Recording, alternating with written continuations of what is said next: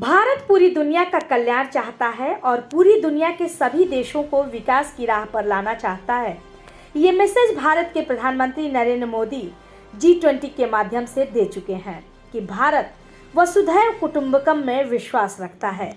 लेकिन पश्चिमी दुनिया के कई प्रभावशाली देश अब भी भेदभाव का व्यवहार करते हैं।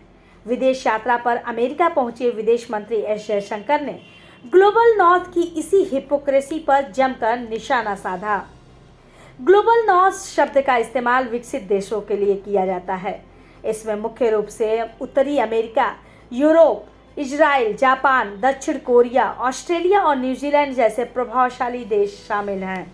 विदेश मंत्री एस जयशंकर ने इन देशों के डबल स्टैंडर्ड को लेकर जमकर खरी खोटी सुनाया।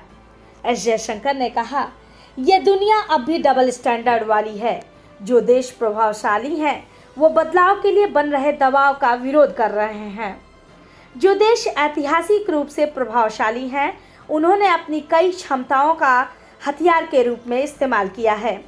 हम आपको बता दें, भारत के लिए ग्लोबल साउथ शब्द का इस्तेमाल किया जाता है और भारत पूरी दुनिया में ग्लोबल साउथ के नेता के रूप में जाना जाता है। विदेश मंत्री एस जयशंकर इन दिनों अपने अमेरिकी यात्रा पर हैं। एस जयशंकर ने ये बातें ऑब्जर्वर रिसर्च फाउंडेशन द्वारा आयोजित एक कार्यक्रम में कही।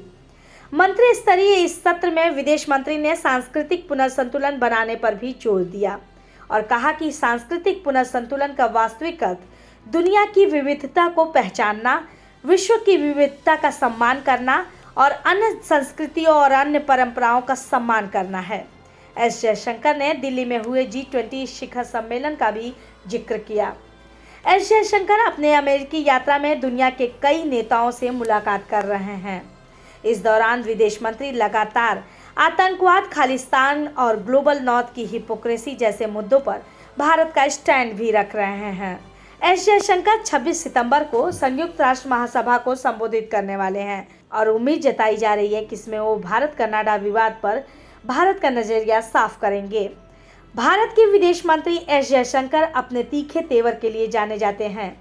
किसी भी अंतर्राष्ट्रीय मुद्दे पर वो अपनी बात ताल ठोक कर कहते हैं। यही वजह है कि पीएम मोदी ने उन्हें विदेश मंत्रालय जैसा महत्वपूर्ण कमान सौंपा और एस जयशंकर पीएम मोदी के उस भरोसे पर अब तक खरे उतरे हैं।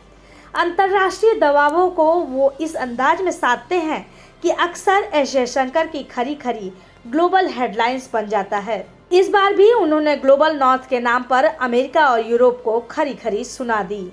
अमृता श्रीवास्तव की रिपोर्ट।